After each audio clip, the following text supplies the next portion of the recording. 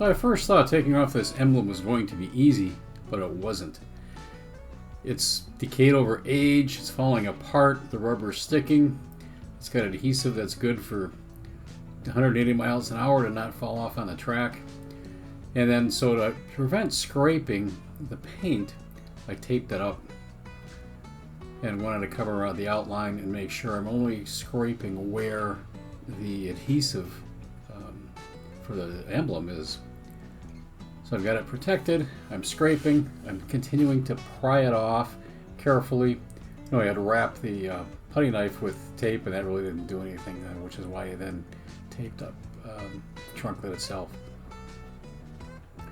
And even that wasn't getting me everything, so the next step was to get the heat gun out, heat up the glue, the adhesive, and actually that helped get a fair bit more off, but it didn't get it all. Scraping carefully, and getting it warm, and it'll peel off a little easier.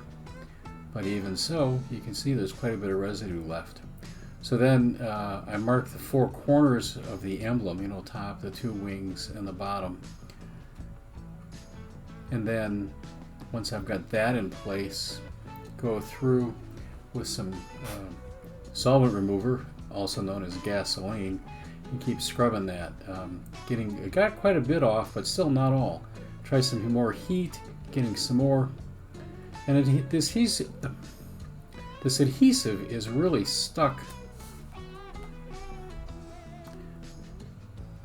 to the surface of the car or to the paint, and it's really embedded into the paint, so I couldn't get it all off, but I got quite a bit off with the gas. Then I got some Goo Gone and tried that. I was afraid it would eat into the paint itself. It didn't, so it was good, and it really did a nice job of getting some more of that adhesive off. Didn't get it perfect, but I got quite a bit, and so now I'm just going to clean up some of the gunk and what have you left over, moving my markers out of the way, and then going to take the compound and the wheel and buff that out and try to make that surface good. Now the inside of the emblem itself, there's some areas where you can see through down to the paint, so I want to make sure I've got those areas clean, which is what I'm trying to do. Use a rag, wipe off the excess compound, and then I'm going to put my tape back in place to mark my spots. I've got my emblems. There's two emblems. There's one for the front, one for the rear. Replace them both. The front emblem has two push pins. The rear one doesn't. I imagine the rear one doesn't have that because we don't want water getting through all that adhesive and then leaking into the trunk area. The front, it's just a dead area, in front of the radiator, so if a little bit of water manages to get through, no problem. Trunk, you want zero water, so no penetration, just the adhesive. And then trying to get the sticky back off. Maybe that's not sticky back, but that paper backing, plastic backing off proved to be really elusive. Had much better success on the front one when it was time to do that. But get that piece, that covering off. Come on, we can get it. Come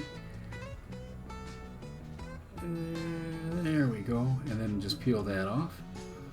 And now we want to put that in place right over where it was before, so we're getting a maximum coverage over what imperfections are in the paint from the residue of the glue eating into the paint.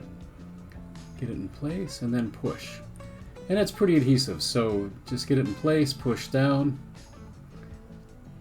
and the finished product looks really nice. So much improved over the last one.